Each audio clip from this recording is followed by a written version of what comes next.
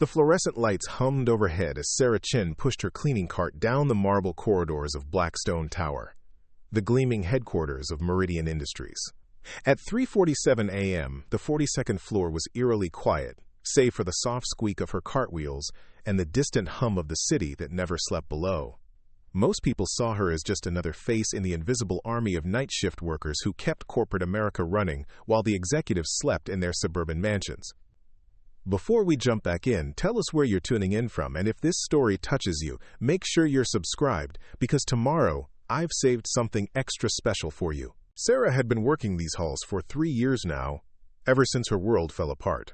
Every night, she mopped the same floors, emptied the same trash bins, and wiped down the same conference tables where million-dollar deals were made during daylight hours. The executives who hurried past her during the rare overlap of shifts barely acknowledged her existence, their eyes sliding over her navy blue uniform, as if she were part of the building's fixtures. But tonight was different. Tonight, as Sarah approached the corner office that belonged to Victoria Blackstone herself, the CEO and founder of Meridian Industries, she noticed something unusual. The lights were still on, and through the glass walls she could see Victoria pacing back and forth, her usually perfect blonde hair disheveled, papers scattered across her mahogany desk like fallen leaves. Sarah had cleaned Victoria's office hundreds of times, always when it was empty, always when the powerful woman was long gone. She knew every detail of that space, the framed degrees from Harvard Business School, the family photos with her senator husband and their twin boys, the abstract paintings that cost more than most people's cars. But she had never seen Victoria like this, vulnerable and frustrated, clearly struggling with something that had stripped away her usual commanding presence.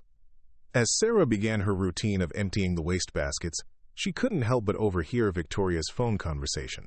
The CEO was speaking in clipped, desperate tones to someone on the other end. "I don't care if it's 4 a.m., Marcus. We have 16 hours before the board meeting, and if we can't solve this algorithmic pricing model, we lose the North Star contract. That's $200 million walking out the door." Victoria's voice cracked slightly. "My father built this company from nothing, and I'll be damned if I'm the one who loses our biggest client because I can't figure out a math problem."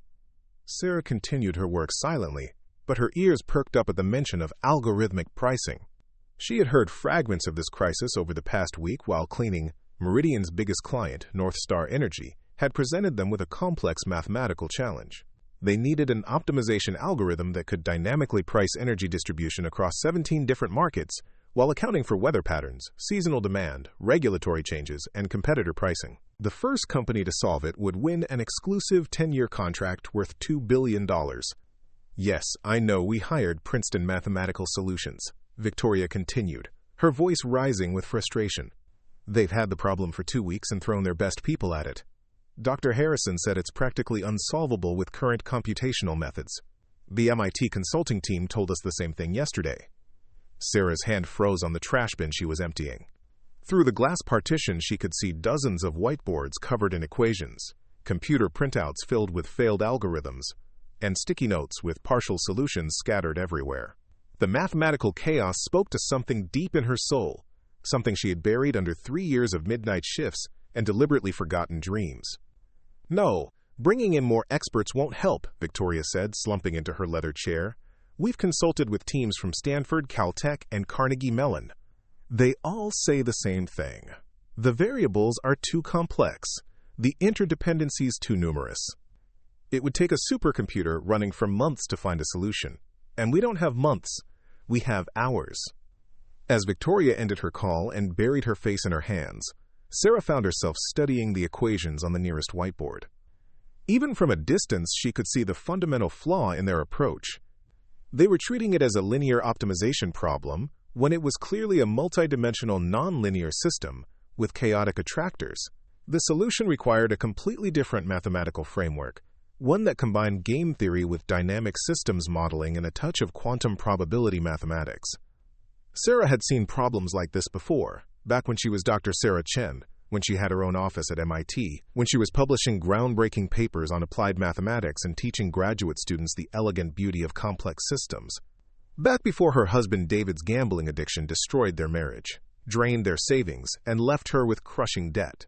Back before her research funding was cut, her position eliminated, and her academic career scattered like dust in the wind. She had been forced to leave Boston, leave everything she had worked for, and start over in Chicago with nothing but a fake resume and a desperate need to survive. The academic world was small and unforgiving. Once word spread about her personal financial troubles and the messy divorce, doors that had once been open slammed shut.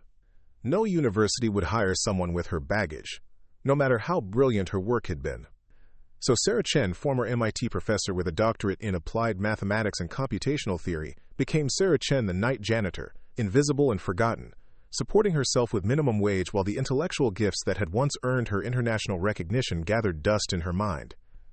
But as she stood there at 4 a.m., watching one of the most powerful women in corporate America struggle with a problem that was keeping her awake, Sarah felt something stirring inside her. The mathematical patterns on those whiteboards called to her like an old song. And despite everything she had lost, despite the uniform she wore and the humble work she did, the core of who she was, the part that lived and breathed mathematics, had never really died. Victoria stood up abruptly and walked to the window, staring out at the city lights. "Damn it, Dad," she whispered to her reflection. "You always said I was smart enough to run this company. But what if you were wrong? What if I'm about to lose everything you built, because I'm not brilliant enough to solve one impossible equation?" Sarah's heart ached as she recognized the pain in Victoria's voice. She knew what it felt like to question your own intelligence, to wonder if you were smart enough, worthy enough, capable enough. She knew the weight of carrying other people's expectations and the fear of disappointing those who believed in you. For a moment, Sarah considered speaking up, revealing what she saw in those equations, offering the solution that was forming in her mind. But then reality crashed back down. Who would believe that a janitor could solve what teams of PhD mathematicians couldn't? Who would listen to someone whose official education record showed only a high school diploma and a few community college courses? So Sarah finished emptying the trash, wiped down the surfaces she was supposed to clean, and prepared to push her cart to the next office. But as she reached the door, she paused, looking back at Victoria, who was now slumped over her desk, surrounded by the evidence of an impossible challenge.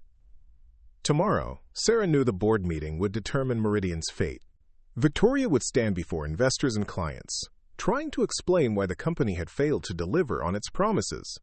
The North Star contract would go to a competitor, jobs would be lost, and a company that had been built over decades would begin its slow decline. Unless someone could solve the impossible equation. As Sarah wheeled her cart down the empty hallway, the mathematical solution continued to unfold in her mind, elegant and clear as crystal. She had always believed that mathematics was the universal language, that numbers and equations didn't care about your background, your clothes, or your job title. They only cared about the truth. But in the real world, truth wasn't always enough. Sometimes, the messenger mattered more than the message. And Sarah Chen, invisible janitor in a navy blue uniform, pushing a cart full of cleaning supplies through the corridors of power, was definitely not the kind of messenger anyone would be willing to hear. The next evening, Sarah arrived for her shift to find Meridian Industries in complete chaos. The usually pristine lobby buzzed with activity despite the late hour. Executives in wrinkled suits clutched coffee cups and spoke in hushed, urgent tones while assistants scurried between floors carrying stacks of documents. The air itself seemed to vibrate with desperation. As Sarah signed in with the night security supervisor, Marcus Rodriguez, she could see the exhaustion etched on his weathered face. He had been working double shifts for the past week, and the stress was showing. "Rough night ahead, Sarah," Marcus said, shaking his head. Emergency board meeting got moved up to tomorrow morning. Ms. Blackstone's been here for 3 straight days. Half the executives are camped out in the conference rooms, and they've got consultants flying in from all over the country. Sarah nodded sympathetically while checking her assigned floors for the night. The big contract everyone's talking about? $2 billion on the line, Marcus confirmed, lowering his voice. Word is, if they don't crack this math problem by 8 a.m., the whole company could be in serious trouble. Stock's already dropping on rumors. As Sarah made her way to the elevators, she passed the main conference room where she could see through the glass walls a presentation in progress.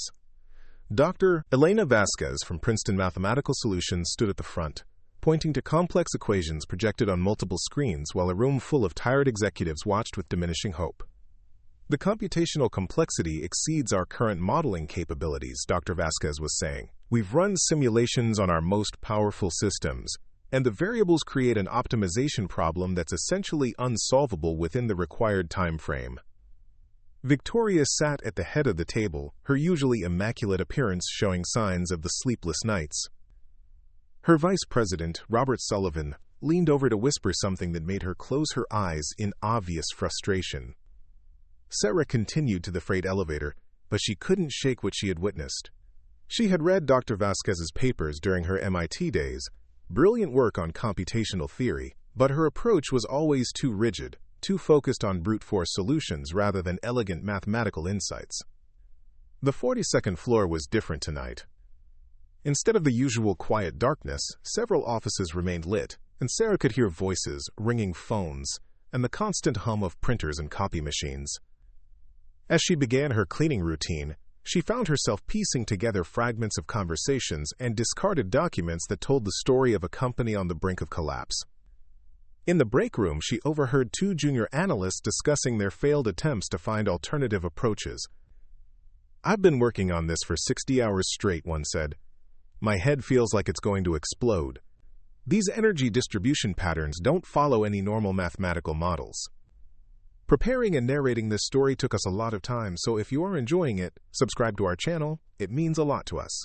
Now back to the story. "The weather integration alone has 17,000 variables," the other replied. "And that's before you factor in the regulatory frameworks and competitive pricing algorithms. It's like trying to predict exactly where every snowflake will land during a blizzard." As Sarah emptied their coffee-stained notebooks into her cleaning cart, she glimpsed pages covered with partial differential equations and abandoned computational trees. The mathematics was sophisticated but fundamentally flawed. They were trying to solve a dynamic system using static analysis methods. Moving down the hallway, Sarah approached Victoria's office, which had been transformed into a war room. Additional whiteboards had been wheeled in, creating a maze of mathematical expressions, flowcharts, and crossed-out theories. The smell of Chinese takeout and stale coffee permeated the air. Victoria was on another phone call, pacing behind her desk while simultaneously reviewing printouts. "I understand the implications, Senator," she was saying, clearly speaking to her husband. "But I can't just walk away from this. My father's entire legacy is wrapped up in this company. If we lose North Star, we'll have to lay off 3,000 employees, and that's just the beginning." As Victoria paused to listen, Sarah began her cleaning routine, moving quietly around the office while staying alert to the conversation. "No, bringing in political pressure won't help," Victoria continued. "This isn't about connections or influence, it's pure mathematics, and either we solve it or we don't. North Star isn't going to award a $2 billion contract based on who we know in Washington." Sarah was dusting the bookshelf when Victoria suddenly slammed her hand on the desk. "Damn it, I'm running out of options!" "Every expert we've consulted says the same thing. It's too complex, too many variables, too little time. Maybe I should have listened to the board when they said we weren't ready for this level of challenge." After ending the call, Victoria walked over to the window wall and pressed her forehead against the cool glass. For a moment, the powerful CEO looked like nothing more than a tired woman carrying the weight of thousands of people's livelihoods on her shoulders. "Excuse me," Sarah said quietly, surprising herself with her own voice. Victoria turned, seemingly noticing Sarah for the first time despite the many nights she had cleaned this office.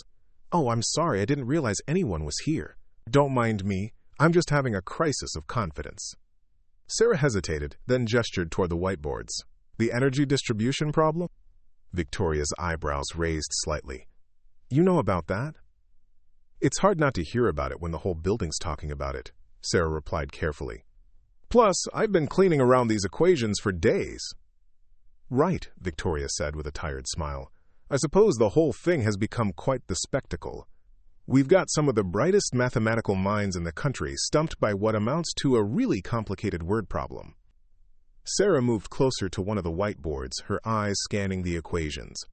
Despite herself, she found her mind automatically analyzing the mathematical structures, identifying the logical gaps and computational dead ends that had trapped the expert teams. "Have you tried approaching it as a game theory problem instead of a pure optimization model?" Sarah asked, the words slipping out before she could stop them. Victoria stared at her. "Game theory? What do you mean?"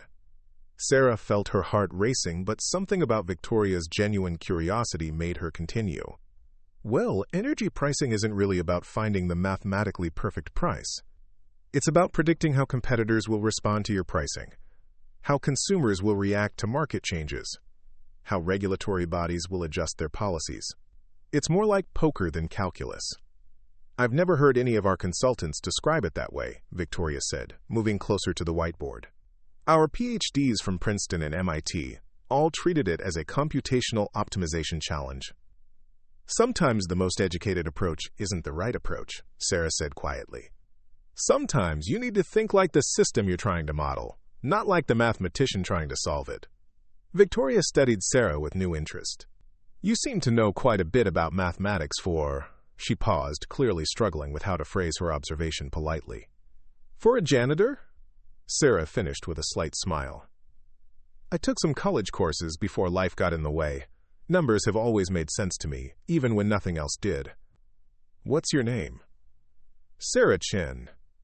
Well, Sarah Chin, you've given me more insight in 5 minutes than 3 teams of experts have in 2 weeks. Victoria walked back to her desk and pulled out a legal pad. Tell me more about this game theory approach. Quote, Sarah felt a familiar excitement building in her chest, the same feeling she used to get when a complex mathematical problem began to reveal its hidden structure. Every player in this energy market is making decisions based on incomplete information and constantly changing variables. Instead of trying to calculate the perfect price, you need to model the probability distributions of how each player will behave under different scenarios. Victoria began taking notes as Sarah continued. You create a Nash equilibrium model, where each participant's strategy depends on predicting the optimal responses of all other participants. The weather patterns, regulatory changes, and seasonal demands become probability curves rather than fixed variables. This is... Victoria paused, looking up from her notes. This is brilliant. Why hasn't anyone else suggested this approach? Sarah shrugged, suddenly aware of the precarious position she had put herself in. Maybe they were too focused on solving the math to think about understanding the problem. At that moment, Robert Sullivan burst through the office door, followed by Dr. Vasquez and 2 other consultants. They stopped short when they saw Victoria taking notes while talking to the cleaning lady. Victoria, we need to discuss the backup presentation for tomorrow's board meeting, Robert said, his eyes darting between Victoria and Sarah with obvious confusion. Actually, Robert, I think we might have a breakthrough, Victoria said, holding up her legal pad. Sarah here has suggested a completely different approach to the North Star problem. Dr. Vasquez looked at Sarah with poorly concealed condescension. I'm sorry, but mathematical modeling requires years of specialized training. While I'm sure this woman means well, we can't afford to waste time on amateur theories when we have less than 10 hours before the presentation. Sarah felt the familiar sting of dismissal, the same look she had seen countless times during her 3 years of invisible existence.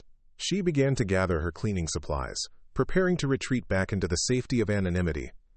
But Victoria held up her hand. Wait, Sarah? Dr. Vasquez, I'd like you to hear her game theory approach. What if you've been solving the wrong type of problem this entire time? Quote, The room fell silent as Sarah found herself standing at the center of attention, holding a spray bottle and microfiber cloth while some of the most educated people in the building waited to hear what she had to say. This was the moment everything would change, the catalyst that would either reveal her hidden identity or confirm her permanent place in the shadows. Dr. Vasquez crossed her arms and fixed Sarah with a withering stare. Very well. Explain this game theory approach of yours, but please keep in mind that we're dealing with 17 interconnected energy markets, not a simple economics textbook example. Sarah felt every eye in the room focused on her, the weight of their skepticism almost tangible. She set down her cleaning supplies and approached the nearest whiteboard, her hands slightly trembling as she picked up a marker. The fundamental error in your current approach, Sarah began, her voice growing steadier as she fell into the familiar rhythm of mathematical explanation, is treating energy pricing as if it exists in a vacuum. You're trying to optimize for variables that are constantly being influenced by the decisions of other players. She began sketching a diagram on the whiteboard. Instead of 17 separate markets, think of it as one complex ecosystem, where every participant is simultaneously predicting and reacting to everyone else's moves. Robert Sullivan shifted uncomfortably. Victoria, we really don't have time for amateur hour. The board presentation is in 9 hours. But Victoria held up her hand again, her eyes fixed on Sarah's diagram. Continue. Sarah drew interconnected nodes representing different market players. Each energy company, regulatory body, and major consumer operates on incomplete information. They make decisions based on probability assessments of how others will behave. This creates a dynamic equilibrium that's constantly shifting. That's elementary game theory, Dr. Vasquez interrupted. We've already considered Nash equilibrium models. The computational complexity makes them impractical for real-time pricing optimization. Because you're trying to calculate exact solutions, Sarah replied, turning to face the Princeton mathematician. But what if instead of seeking mathematical certainty, we model uncertainty itself? She began writing a series of equations that made Dr. Vasquez's eyes widen slightly. Bayesian probability networks combined with evolutionary stable strategies. We don't predict exact prices. We predict the probability distributions of pricing behaviors under different scenario clusters. Dr. Vasquez stepped closer to the whiteboard, studying Sarah's work. These equations. Where did you learn this application of Bayesian inference to market dynamics? Sarah hesitated, feeling the dangerous territory she was entering. I've read extensively on applied mathematics. Sometimes, when you're working night shifts, you have a lot of time to study. This is more than casual reading, Dr. Vasquez said suspiciously. This mathematical framework requires graduate-level understanding of both game theory and computational probability. Before Sarah could respond, Victoria's assistant, Jennifer Martinez, burst into the office. Ms. Blackstone, I'm sorry to interrupt, but North Star's CFO just called. They're moving up their decision deadline. We now have until 6 a.m. to present our solution, not 8 a.m. The room erupted in stressed murmurs. Robert ran his hands through his hair. That's less than 7 hours. It's impossible. Victoria looked at the whiteboard, then at Sarah. How long would it take to test your approach? If we had access to your computational resources and the raw market data, Sarah said carefully, I could have a working model within 4 hours. Dr. Vasquez laughed bitterly. You could build a functional Bayesian network model in 4 hours? Do you understand the complexity of the coding required? Database integration, the validation protocols? I've worked with similar systems before, Sarah said quietly. Where? Dr. Vasquez demanded. What company? What projects? Sarah felt trapped. Every answer would lead to more questions she couldn't afford to answer honestly. I've done some freelance consulting work. Small projects, nothing this scale. Robert looked at Victoria with obvious concern. We can't stake the company's future on theories from someone with no verifiable credentials. What if we're wrong? What if this approach fails? Victoria studied Sarah intently. What's your educational background, Sarah? Really? The room fell silent. Sarah could feel her carefully constructed new identity beginning to crumble under scrutiny. She had two choices. Retreat back into invisibility, or take a leap of faith that could expose everything.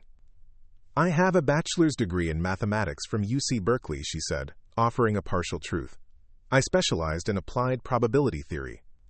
Dr. Vasquez frowned. Berkeley has an excellent program, but this level of mathematical sophistication usually requires doctoral-level study. Who was your thesis advisor? Sarah's mind raced. Dr. Michael Harrison in the applied math department. I know Mike Harrison, Dr. Vasquez said slowly. He's one of the leading experts in computational game theory. If you studied under him, why are you working as a janitor? Sometimes life doesn't go according to plan, Sarah replied, hoping to end that line of questioning. Victoria made a decision. Robert, clear out conference room A. Get our entire data science team up here, along with full access to the North Star dataset. Jennifer, call legal and have them draft an emergency consulting agreement. Victoria, this is insane, Robert protested. We're talking about giving sensitive corporate data to someone we know nothing about. We know she understands the problem better than anyone else we've consulted, Victoria replied firmly. And right now, she's the only person offering a solution that makes mathematical sense. Dr. Vasquez studied the equations on the whiteboard once more. I have to admit, the theoretical framework is sound. But theory and implementation are very different things. Building a working model requires extensive programming skills, database management, statistical validation protocols. I can handle the technical implementation, Sarah said. Programming languages? Dr. Vasquez tested. Python, R, MATLAB, SQL, and some machine learning frameworks, Sarah answered without hesitation. The Princeton mathematician looked genuinely surprised. Database architectures. Postgres, MongoDB, distributed computing with Apache Spark for large datasets. Victoria nodded decisively. That settles it. Dr. Vasquez, I want you to work with Sarah. Combine your team's resources with her approach. If this fails, at least we'll fail with the most innovative solution we've attempted. As the room began to buzz with activity, Sarah felt a mixture of exhilaration and terror. She was about to spend the next 6 hours working alongside some of the most brilliant mathematical minds in the country, trying to solve an impossible problem while desperately hiding her true identity. Dr. Vasquez approached her as the others filed out. Sarah, I don't know who you really are, but those equations suggest a level of mathematical maturity that typically takes years to develop. If you can actually implement this framework, quote, I can, Sarah said simply. Then let's save this company, Dr. Vasquez replied, extending her hand.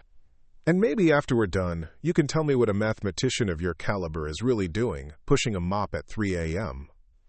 As they shook hands, Sarah realized she had crossed a line from which there was no return.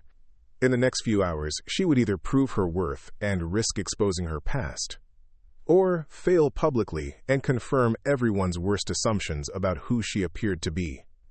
The preparation phase had begun, and Sarah Chen was about to discover whether 3 years of hiding could be overcome by one night of mathematical brilliance. Conference Room A had been transformed into a high-tech war room. 3 large monitors displayed streaming market data, while laptops and tablets covered every surface.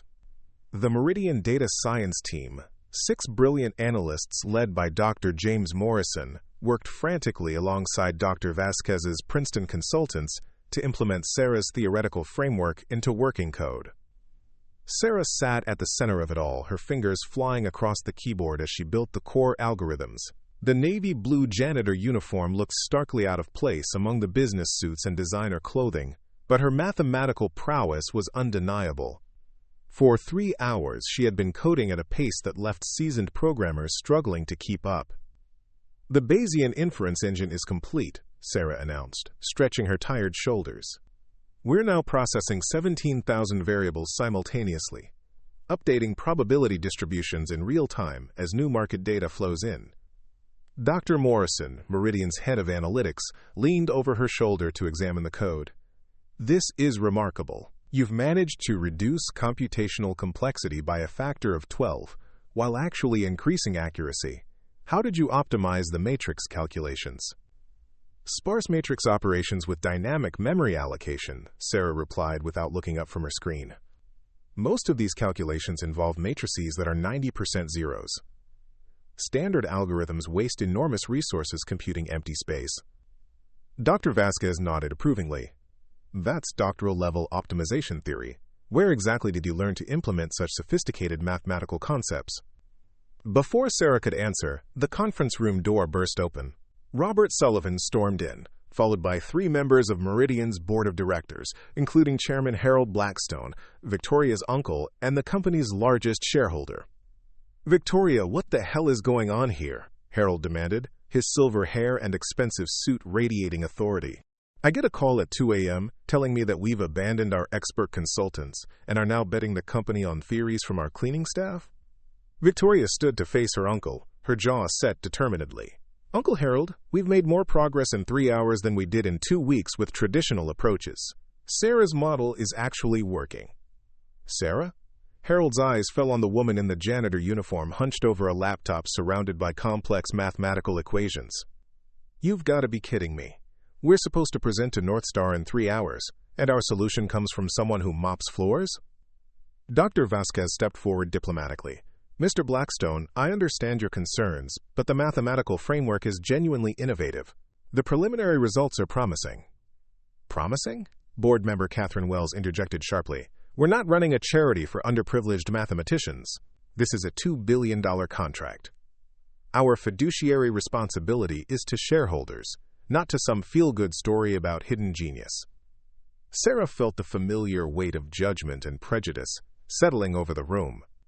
She had experienced this same dismissive attitude countless times during her 3 years of invisibility, but now it stung even more because she was so close to proving her worth.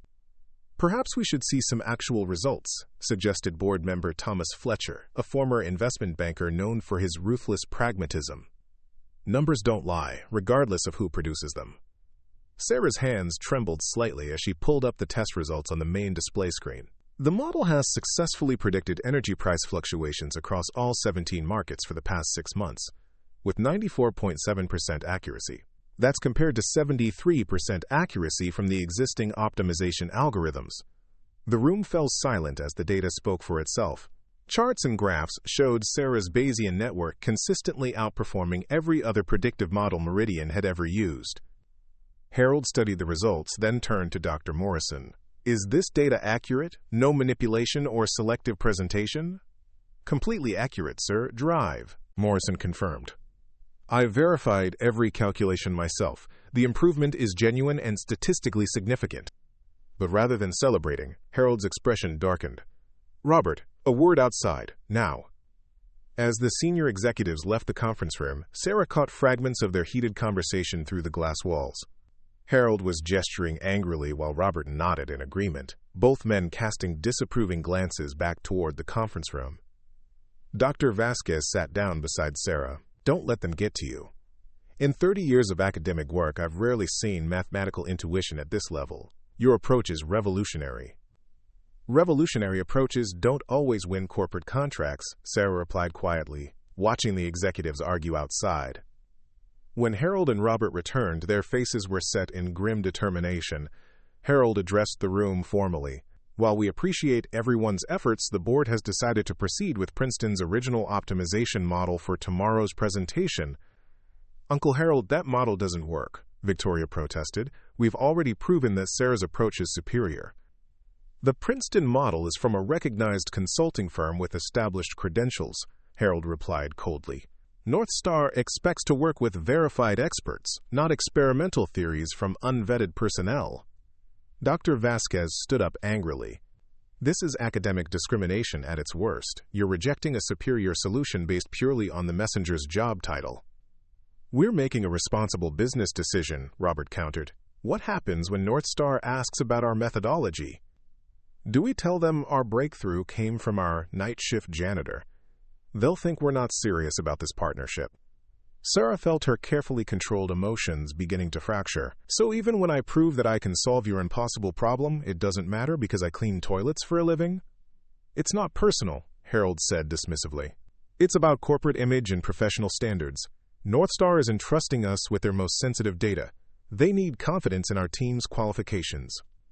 "My qualifications speak for themselves," Sarah replied, her voice rising. "The mathematics is perfect, the implementation is flawless, and the results exceed every other approach you've tried. What more do you need?" "We need to know who you really are," Catherine Wells interjected sharply. "No one develops this level of mathematical expertise while working as custodial staff. Either you're lying about your background, or you're lying about your qualifications." The accusation hung in the air like a sword. Sarah realized she was trapped between two impossible choices: reveal her true identity and risk the consequences of her carefully hidden past, or continue the deception and watch her solution be discarded because of prejudice. Victoria stepped between Sarah and the board members. "The only thing that matters is whether the solution works. Everything else is just corporate politics and social bias." "Everything else is business reality," Harold shot back. "We're not running a social experiment, Victoria.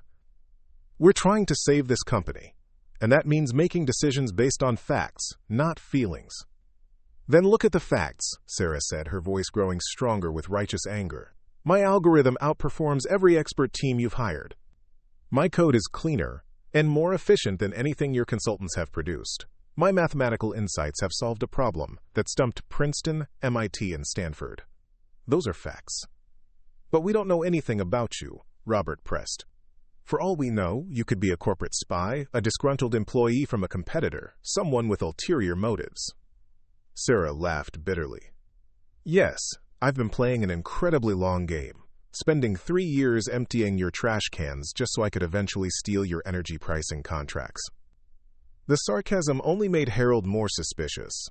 Your defensive attitude isn't helping your case. If you have legitimate credentials, why not simply provide them? Sarah felt the walls closing in around her. Every question brought her closer to exposure, but every evasion made her look more guilty. The solution that could save Meridian Industries was being rejected not because it was wrong, but because she was the wrong person to have discovered it. As the clock ticked toward dawn, and the crucial presentation approached, Sarah realized that her mathematical brilliance might not be enough to overcome the rigid hierarchy of corporate prejudice. She was about to face the ultimate test. Would truth and merit triumph over assumption and bias? Or would her carefully hidden identity be exposed in the most public and humiliating way possible? At 5:30 a.m., the Meridian Industries boardroom had been converted into a presentation theater.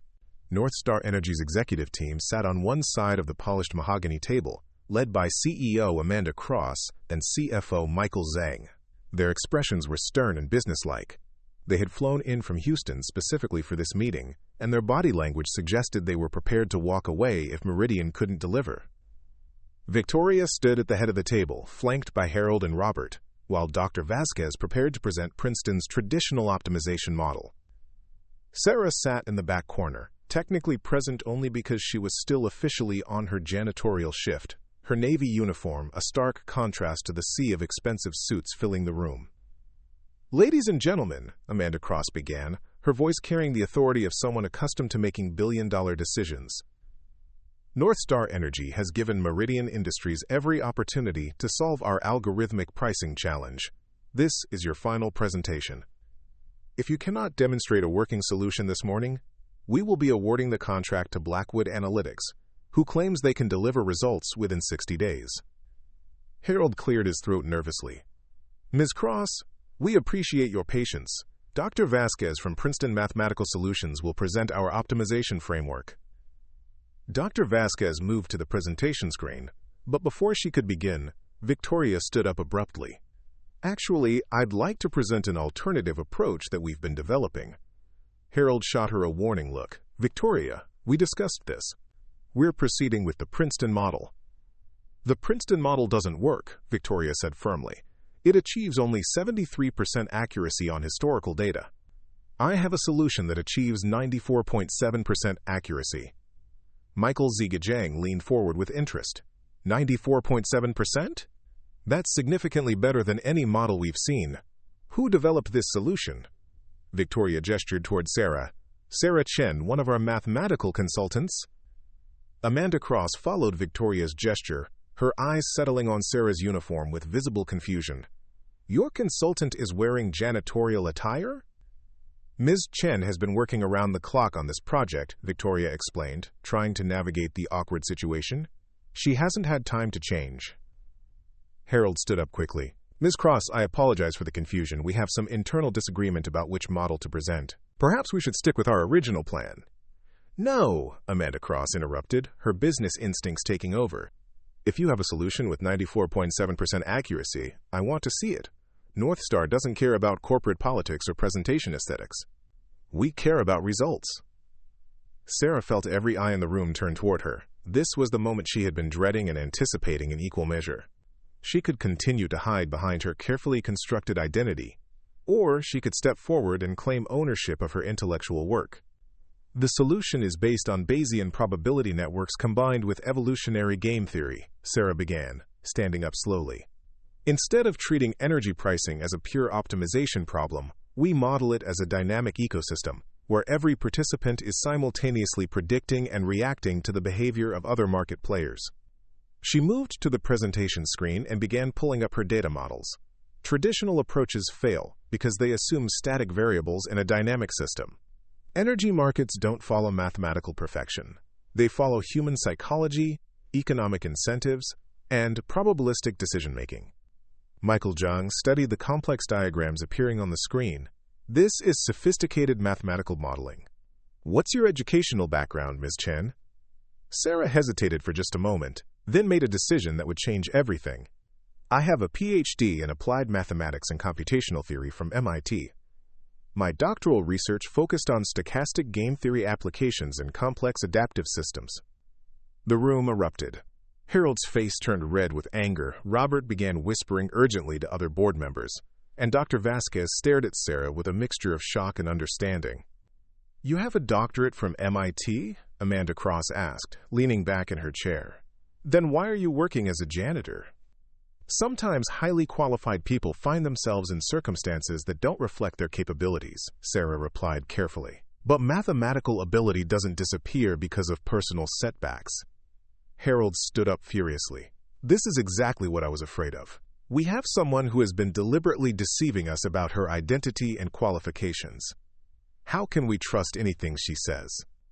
"Because her mathematics is perfect," Dr. Vasquez interjected, standing to support Sarah. "I've spent the last 6 hours reviewing her work. The theoretical framework is brilliant, the implementation is flawless, and the results speak for themselves." Amanda Cross held up her hand for silence. "Let me understand this situation. You're telling me that your most effective solution was developed by someone you thought was a janitor, who actually has a doctorate from one of the world's top mathematics programs." "That's correct," Victoria said, her voice steady despite the chaos around her. Michael Zhang pulled out his tablet and began typing rapidly. After a few moments, he looked up with raised eyebrows. Dr. Sarah Chen, formerly of MIT's Applied Mathematics Department, published 17 papers in peer-reviewed journals, including groundbreaking work on multi-agent systems and probabilistic modeling. Left MIT 3 years ago under unclear circumstances. Sarah felt her carefully constructed new life crumbling in real time. "My personal circumstances aren't relevant to the quality of the mathematical solution." "Actually, they are," Harold declared. "We need to know why someone with your qualifications was hiding their identity while working in our building. Corporate espionage? Industrial sabotage? What's your real agenda here?" "My agenda is to solve mathematical problems," Sarah replied, her voice rising with 3 years of suppressed frustration. "Something I've been doing excellently, despite the fact that everyone in this room dismissed me based on my job title rather than my capabilities." Amanda Cross studied Sarah intently. "Dr. Chen, regardless of your employment history, I'm more interested in your solution. Can you demonstrate the real-time functionality of your model?" Sarah moved to her laptop and began entering live market data. Within seconds, the algorithm began generating pricing predictions for all 17 energy markets, updating continuously as new information flowed in. "The system processes over 50,000 data points per minute," Sarah explained, her confidence growing as she entered her element. "Weather patterns, regulatory announcements, competitor pricing changes, seasonal demand fluctuations. Everything is weighted and integrated through probabilistic decision trees." Michael Zhang compared the real-time predictions to actual market movements on his own tablet. "These predictions are incredibly accurate. The system is actually anticipating market movements before they happen." Quote, "That's because it's modeling human behavior, not just mathematical equations," Sarah said. "Energy traders are predictable if you understand their psychological and economic incentives." But Harold wasn't finished. "Even if the solution works, how do we explain to our board of directors that our breakthrough came from someone who's been deceiving us for 3 years? How do we maintain corporate credibility?" Sarah felt something snap inside her. 3 years of humiliation, prejudice, and invisibility crystallizing into righteous anger. "You want to know about credibility? I'll tell you about credibility. I've spent 3 years cleaning up after people who make a fraction of the intellectual contributions I make in a single day. I've been ignored, dismissed, and treated as invisible by individuals whose mathematical understanding couldn't fill a freshman textbook." She turned to face the North Star executives directly. "My solution doesn't just work, it's revolutionary. It will save your company millions of dollars and optimize your energy distribution in ways that your current systems can't even comprehend. And you're worried about corporate credibility?" Amanda Cross smiled slightly. "Dr. Chen, I've seen enough. Your solution is exactly what North Star needs. The question is, are you available for a consulting contract that would make this partnership work?" Sarah looked around the room at the faces of people who had judged her, dismissed her, and tried to silence her. Then she looked at Victoria, who had taken risks to defend her when no one else would. "That depends," Sarah said finally, "on whether we're judging solutions based on their merit or based on the social status of the people who create them." The fate of a $2 billion contract now hung on whether corporate America was ready to acknowledge that genius could emerge from the most unexpected places, and whether Sarah Chen was finally ready to reclaim the identity she had been hiding for 3 long years. The silence in the boardroom stretched for what felt like eternity. Amanda Cross exchanged a meaningful look with Michael Zhang before turning back to address the room. Dr. Chen, Amanda said slowly, in 25 years of running energy companies, I've learned that results matter more than resumes. Your algorithm doesn't just meet our requirements. It exceeds them by margins we didn't think were possible. Quote. She stood up and walked to the presentation screen, studying the real-time data streaming across Sarah's interface. Michael, what would this level of predictive accuracy mean for our quarterly margins? Michael Zhang pulled up calculations on his tablet. Conservative estimate, a 23% improvement in pricing efficiency across all markets. That translates to roughly $180 million in additional annual revenue. And the implementation timeline? Sarah stepped forward confidently. The core framework is complete. With proper system integration and staff training, Northstar could be running the full model within 6 weeks. Harold Blackstone's face had gone from red to pale. Miss Cross, surely you understand our position. We can't validate someone's credentials in the middle of a presentation. Corporate due diligence requires... Corporate due diligence, Amanda interrupted sharply, requires that we partner with people who can deliver results. Dr. Chen has just demonstrated capabilities that your Princeton consultants couldn't achieve in 2 weeks of trying. She turned to Sarah directly. I'm curious about something. If you've had these capabilities all along, why were you working as custodial staff? Sarah took a deep breath, knowing that her answer would determine not just this contract but her entire future. 3 years ago, my personal life imploded. My husband's gambling addiction destroyed our finances. My research funding was cut during department restructuring, and academic positions became unavailable due to personal reputation issues that had nothing to do with my mathematical abilities. So you started over with a new identity, Michael Zhang said, not unkindly. I started over with whatever identity would allow me to survive, Sarah corrected. I needed work immediately, and janitorial services don't require extensive background checks or academic references. It was meant to be temporary while I rebuilt my life. Victoria stepped forward supportively. Sarah has been an exemplary employee for 3 years. Reliable, hardworking, and as we've now discovered, observant enough to understand our business challenges better than our paid consultants. Dr. Vasquez nodded in agreement. The mathematical work speaks for itself. Dr. Chen's approach represents the kind of innovative thinking that typically wins Nobel Prizes in economics. Amanda Cross walked back to her seat, clearly making a decision. Meridian Industries Northstar Energy is prepared to award you the exclusive 10-year contract, valued at $2.1 billion, on one condition. Harold perked up hopefully. What condition? Dr. Sarah Chen must serve as the lead mathematical architect for the entire implementation. We want her personally overseeing the deployment, training our staff, and continuing to refine the algorithms as market conditions evolve. The room erupted again, but this time, the energy was different. Robert Sullivan looked stunned. Several board members began whispering excitedly about the financial implications, and Harold struggled to process this reversal of fortune. Furthermore, Amanda continued, Northstar would like to offer Dr. Chen a direct consulting position with our company, in addition to her work with Meridian. We're prepared to pay $750,000 annually for exclusive access to her mathematical expertise. Sarah felt the world spinning around her. 3 hours ago, she had been emptying trash cans and mopping floors. Now she was being offered more money than she had ever earned, even during her most successful academic years. I accept, Sarah managed to say. Victoria beamed with vindication. Uncle Harold, I believe this validates our decision to pursue unconventional solutions. But Harold wasn't ready to concede defeat gracefully. This is all very impressive, but we still have serious concerns about Dr. Chen's deception. How do we know there aren't other aspects of her background that she's misrepresented? Michael Zhang looked up from his tablet again. Actually, I've been doing some research during this conversation. Dr. Sarah Chen's academic record is impeccable. Published research in Nature, Science, and the Journal of Applied Mathematics. Her work on stochastic optimization has been cited over 1,200 times by other researchers. He paused, then continued with obvious respect. The reason she left MIT wasn't academic misconduct or professional incompetence. According to the records, she took a leave of absence to deal with personal financial difficulties. The mathematics department actually tried to retain her with emergency funding, but she had already disappeared.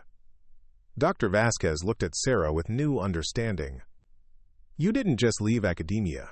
You walked away from one of the most promising mathematical careers of your generation. Sometimes survival takes precedence over ambition, Sarah replied quietly. Amanda Cross stood up and extended her hand to Sarah. Dr. Chen, North Star Energy would be honored to work with you. Your mathematical innovation will revolutionize how we approach energy pricing throughout North America. As Sarah shook Amanda's hand, she caught sight of her reflection in the conference room's glass wall. The navy blue janitor uniform that had defined her identity for 3 years now seemed like a costume from another life. In a single morning, she had transformed from invisible custodial worker to recognized mathematical genius. There is one more thing, Sarah said, addressing the room. I want to ensure that Meridian's data science team receives full credit for their implementation work. Dr. Morrison and his analysts worked tirelessly to convert theoretical frameworks into functional code. This success belongs to all of us. Dr. Morrison looked genuinely moved by the recognition. Dr. Chen, it's been an honor working with someone of your caliber. Your algorithms are works of art. Harold finally seemed to accept the new reality. Victoria, I owe you an apology. Your instincts about pursuing Dr. Chen's approach were correct. The real apology should go to Sarah, Victoria replied firmly. We almost rejected a revolutionary solution because we couldn't see past surface appearances. As the North Star executives began packing up their materials and preparing contracts, Amanda Cross pulled Sarah aside privately. Dr. Chen, I have one final question. What do you want to do next? You could return to academic research, start your own consulting firm, or work exclusively with major corporations. The mathematical community would welcome you back with open arms. Sarah looked around the conference room, then out the window at the Chicago skyline as the morning sun cast long shadows across the city. For 3 years, she had been invisible, overlooked, and underestimated. But perhaps that experience had taught her something valuable about the difference between credentials and capability, between status and substance. I want to solve problems that matter, Sarah said finally, real problems that affect real people's lives. The academic world is important, but I've learned that the most meaningful work happens when mathematics meets human need. Amanda smiled. Then I think you're going to fit in perfectly with what we have in mind. Quote, as the meeting concluded and contracts were signed, Sarah Chen realized that her journey from invisible janitor to recognized genius wasn't just about mathematical triumph. It was about discovering that true worth isn't determined by job titles or social status, but by the willingness to use your gifts to make a difference in the world. The transformation was complete, but the real work was just beginning. 6 months later, Dr. Sarah Chen stood in her corner office on the 51st floor of Meridian Tower, watching the sunrise paint Chicago's skyline in shades of gold and crimson. The space was a far cry from the supply closets and maintenance rooms where she had spent her previous 3 years. Floor-to-ceiling windows offered a panoramic view of the city, while state-of-the-art computers hummed quietly as they processed the real-time energy market data that had become her specialty. The transformation had been swift and thorough. Within weeks of the North Star presentation, Sarah had been appointed as Meridian's Chief Mathematical Officer, a newly created position that reflected the company's commitment to innovation. Her salary had increased by a factor of 30, and she now commanded a team of 12 brilliant analysts who hung on her every equation. But the most profound change wasn't financial or professional, it was psychological. For the first time in years, Sarah felt truly seen and valued for who she was rather than what circumstances had forced her to become. A soft knock on her office door interrupted her morning reflection. Victoria entered, carrying 2 cups of coffee and wearing the satisfied expression of someone whose instincts had been thoroughly vindicated. Morning, Sarah. Ready for the big presentation? Today marked the 6-month review of the North Star implementation, and the results had exceeded everyone's most optimistic projections. Sarah's algorithm had generated over $400 million in additional revenue for North Star Energy, while reducing operational costs by 18% across all 17 markets. The numbers speak for themselves, Sarah replied, accepting the coffee gratefully, though I still can't quite believe how dramatically everything changed. Victoria settled into one of the leather chairs facing Sarah's desk. You know, I've been thinking about that night when I first found you working on those equations. What would have happened if I hadn't listened? if I had just accepted that our experts knew best. Quote, "Someone else would have solved it eventually," Sarah said diplomatically. "No, I don't think so. The Princeton team is brilliant, but they were trapped by conventional thinking. It took someone with your unique perspective, someone who understood what it felt like to be underestimated, to see the problem differently." Sarah walked to her bookshelf, where she kept a small framed photograph of her father. He had been a janitor at a university in Taiwan, working night shifts to support his family while dreaming that his daughter might one day achieve the academic success that had eluded him. The irony wasn't lost on her that she had found her greatest professional triumph while working the same type of job he had held. "There's something I need to tell you," Sarah said, turning back to Victoria. "I've been offered a position at Stanford. They want me to head their new Center for Applied Mathematical Innovation. Full professor with tenure, unlimited research funding, and the opportunity to train the next generation of mathematical thinkers." Victoria's expression showed a mixture of happiness and concern. "That's incredible, Sarah. It's exactly the kind of recognition you deserve. When do you start?" "I turned it down." "What? Why?" Sarah moved to the window, looking down at the streets where thousands of people were beginning their daily routines. "For 3 years, I was invisible to the academic world. They wrote me off as damaged goods, someone whose personal problems made me unsuitable for their pristine institutions. Now that I've proven my worth in the corporate world, suddenly they want me back." She paused, collecting her thoughts. "But here's what they don't understand. Those 3 years weren't lost time. They were the most educational experience of my life. I learned what it feels like to be overlooked, undervalued, and dismissed. I learned that brilliance exists in unexpected places, and that the most important problems aren't always the ones that win academic prizes." Victoria nodded slowly. "So what are you going to do instead?" "I'm starting a foundation," Sarah announced, her voice gaining strength with conviction. "The Hidden Genius Initiative. We're going to identify brilliant minds working in unexpected places. Janitors, factory workers, retail clerks, anyone whose circumstances don't match their capabilities. We'll provide education, mentorship, and opportunities for people who have been overlooked by traditional systems." Quote, the idea had been forming in Sarah's mind for months, crystallizing as she realized how many other hidden talents might be pushing mop buckets or stocking shelves while harboring revolutionary ideas. The foundation would be funded by her consulting fees from North Star and Meridian, along with donations from other companies that had benefited from unconventional solutions. "That's brilliant," Victoria said, leaning forward with excitement. "How can Meridian support this?" "Actually, I was hoping you'd ask. I want Meridian to be our first corporate partner. Instead of only recruiting from prestigious universities, what if we started looking for talent in unexpected places? What if we created internship programs for people who have been excluded from traditional pathways?" Victoria's eyes lit up with the same entrepreneurial spark that had driven her to listen to a janitor's mathematical theories 6 months earlier. "We could revolutionize corporate recruitment. Instead of fighting other companies for the same pool of Ivy League graduates, we'd be developing entirely new sources of innovation." Sarah pulled up a presentation on her computer, revealing months of careful planning. "I've already identified 12 individuals who show exceptional analytical thinking despite working in non-traditional roles.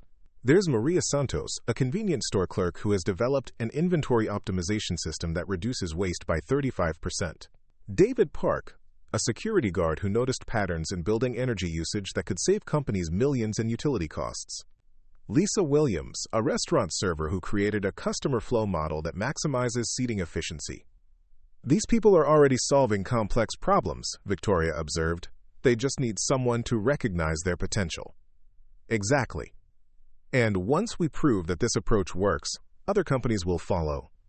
We could create an entirely new model for identifying and developing human talent." Over the next hour, Sarah outlined her vision in detail. The foundation would offer evening classes in advanced mathematics, computer programming, and business analytics. Successful participants would be connected with companies seeking innovative solutions to complex problems. The program would provide mentorship, career guidance, and most importantly, the opportunity to be judged based on capability rather than credentials.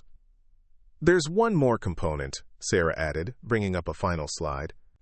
"I want to document these stories. The world needs to understand that genius isn't confined to prestigious institutions. Some of the most innovative thinking happens in places we never think to look. As they refined the details of the foundation, Sarah felt a deep sense of purpose that had been missing even during her most successful academic years. This work would be about more than solving mathematical puzzles. It would be about transforming lives and challenging society's assumptions about talent and worth. A knock on the door interrupted their planning session. Dr. Morrison entered with a tablet displaying real-time market data. "Sarah, you need to see this. The European energy markets are experiencing some unusual fluctuations. Our algorithm is detecting patterns that don't match any historical models." Sarah immediately shifted into problem-solving mode, studying the data streams with the intense focus that had made her legendary. These aren't random fluctuations. There's an underlying structure here. Someone is manipulating trading patterns, but they're using a sophisticated mathematical approach. Victoria looked concerned. Industrial espionage? Possibly, but the mathematics is too elegant for typical corporate sabotage. This looks like an academic-level game theory application. Sarah began typing rapidly, running diagnostic algorithms to identify the source of the anomalous patterns. Within minutes, her analysis had traced the unusual trading behavior to a small energy company in Amsterdam that had recently hired a team of quantum computing specialists. They were using advanced mathematical models to gain fractional advantages in millisecond trading, accumulating profits that appeared insignificant individually but totaled millions when aggregated across thousands of daily transactions. "Fascinating," Sarah murmured, her mathematical mind already working on countermeasures. "They're exploiting a loophole in market timing that most algorithms wouldn't even recognize. But once you understand their approach, it's relatively simple to neutralize." She implemented a modification to Meridian's trading algorithms that would detect and counteract the manipulation in real time. Within hours, the European markets had stabilized, and the Amsterdam company's artificial advantage had evaporated. "How did you solve that so quickly?" Dr. Morrison asked in amazement. "Pattern recognition," Sarah replied. "Once you've spent 3 years observing human behavior at its most basic level, mathematical behavior becomes much easier to predict. People think they're being clever, but most manipulation follows predictable psychological patterns." As the immediate crisis resolved, Sarah realized that this incident perfectly illustrated the value of her unconventional background. Her years of invisibility had taught her to observe, analyze, and understand systems from perspectives that traditional experts never considered. The afternoon presentation to Northstar's executives went even better than expected. Amanda Cross announced that they were expanding their partnership with Meridian to include energy markets in Asia and South America, a deal worth an additional $1.8 billion over 5 years. "Dr. Chen," Amanda said after the formal presentation, "your algorithms have fundamentally changed how we think about energy trading. But more than that, your story has changed how we think about talent identification. Northstar is implementing its own version of your Hidden Genius initiative, starting with our facilities management staff." After the meeting, Sarah found herself alone in her office as evening settled over Chicago. She looked at her reflection in the darkening window, still occasionally surprised to see herself in an expensive business suit rather than a navy blue janitor uniform. Her phone buzzed with a text message from Marcus Rodriguez, the night security supervisor who had watched her transformation with amazement and pride.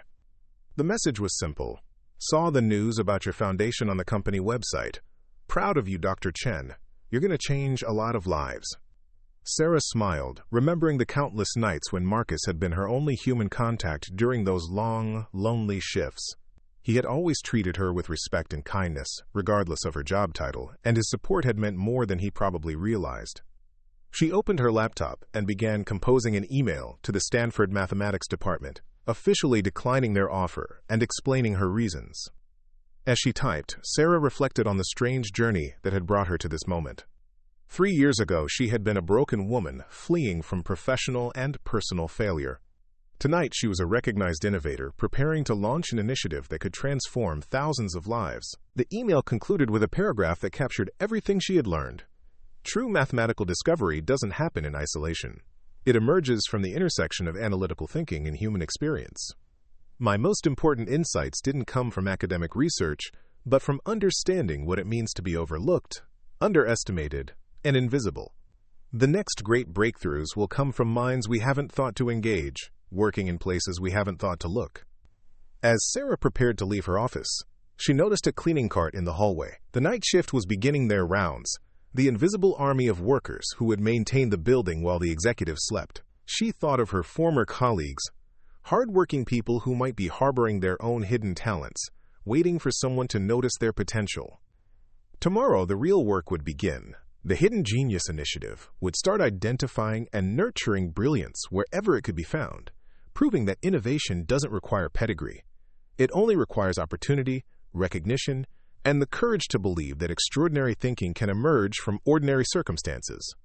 Dr. Sarah Chen, formerly invisible janitor, now visible genius, walked toward the elevator with purpose and determination. Her mathematical journey was far from over, but now it would include lifting others up rather than climbing alone. The numbers would always be important, but the people behind the numbers would matter even more. Up next, you've got 2 more standout stories right on your screen. If this one hits the mark, you won't want to pass these up. Just click and check them out. And don't forget to subscribe and turn on the notification bell so you don't miss any upload from us.